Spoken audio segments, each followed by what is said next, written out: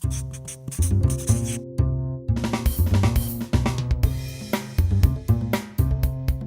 we came up with the idea in 2006. It's two co-founders and myself, Eric Schell and Danae Ringelman, and we all had a shared experience of how frustrated we are to try to raise money using the internet. So my experience was my dad died of cancer when I was 15, and 10 years later I started my own charity and tried to raise money in 2005 and 2006 using the internet. It was quite frustrating back then. Eric was on the board of a theater company, and Danae had been an investment banker and been working with different folks to raise capital. We went to dinner in San Francisco, talked about our frustrations, researched it. It didn't exist, so we thought we'd create a platform to democratize fundraising. The challenges that we had to create the business was none of us were entrepreneurs. We all came from corporate jobs, and we were smart and had good ideas, but really were probably in over our heads.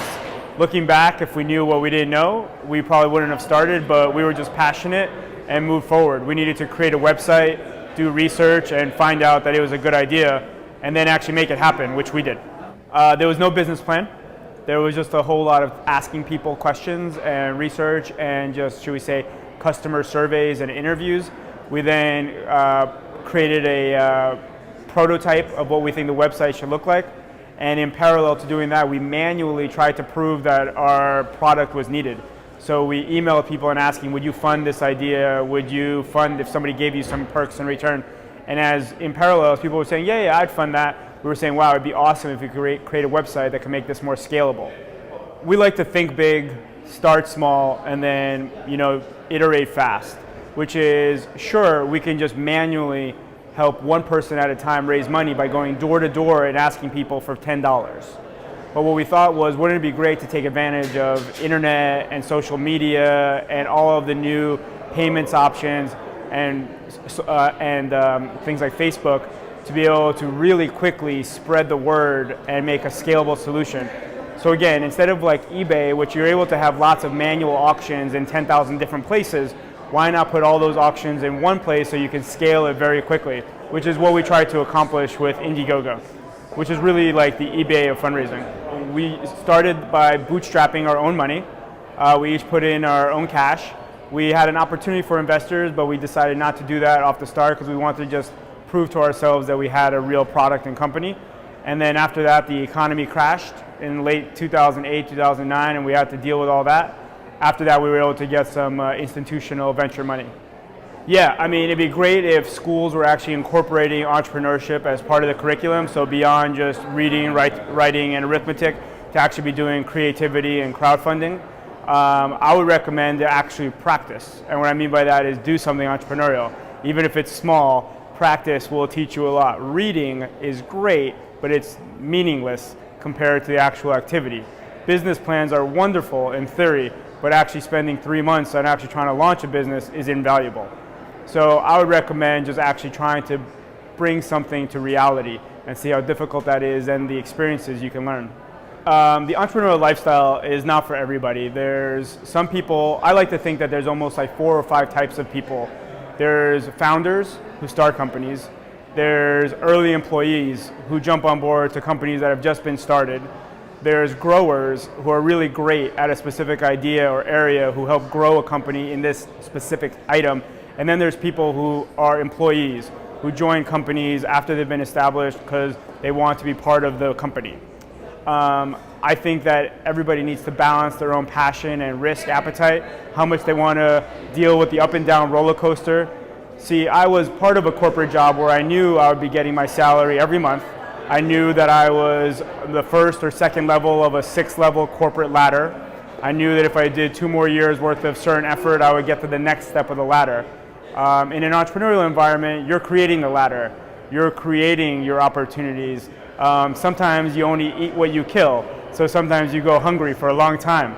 So you need to be appreciative of the ups and the downs, and if you don't want that sort of risk or that sort of uncertainty, then maybe you don't want to be an entrepreneur or maybe a founder right away. I would say deciding who to found the company with is one of the most critical components of making a good entrepreneurial decision. Obviously, you want to make sure that it's a big market and that you're ready to work hard, but you really need to find good co-founders as part of your team. Then, if the company is growing, you're going to need to hire. And hands down, the biggest mistakes you can make is as you start making those first hires, number 4 person, number 5, number 11, number 15. I mean, this is how you're going to get your company to be an amazing, huge company, is based on these people that you hire. I would say that my corporate experience of being a consultant for 8 years was very valuable, because as a consultant, there's a few things you need to learn. 1, how to do work. 2, learn how to manage a small piece of work. 3, learn how to manage a team to do work. And then 4, learn how to sell work. So I definitely went through those first 3 areas where I actually got the practice of learning how to do work, learning how to manage some work, and then learning how to manage a team to do work. So there's no question that my corporate experience was very valuable, in my opinion, to my entrepreneurial management now. That's not to say that I'm perfect in any way as being an entrepreneur or a CEO, but definitely valuable, because I think that's where you can make a lot of easy mistakes.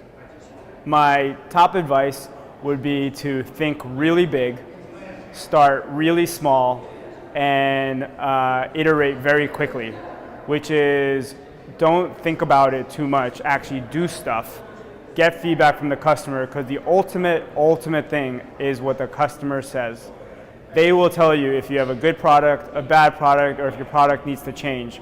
So you should think huge.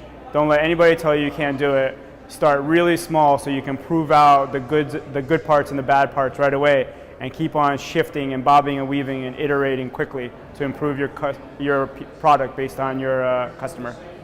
Probably the top things that I've learned looking back that I appreciate now more than ever is how important it is to have a cultural connection with your employees, and knowing why all of you are here. Because times will get good, and it's easy to run a company when times are good. But times will get bad for sure, and you want to make sure that the reason you're all at this company is a shared value. And whatever that is, you just want to hope that you're sharing why you're doing this. Because when times go bad and you don't have a shared value system, you're going to get into some serious challenges that have nothing to do with the actual product itself. I think finding the right cultural collaborators is like trying to find your right friends or your right girlfriend or your right wife or husband, which is you constantly, meet new people every day in life, and some people you get along with and some people you don't. Some people like exactly the food that you like and some people don't, and some things you'll debate with them even though you're still your friends. So you just got to feel like these are people you want to work with for a long time through ups and downs.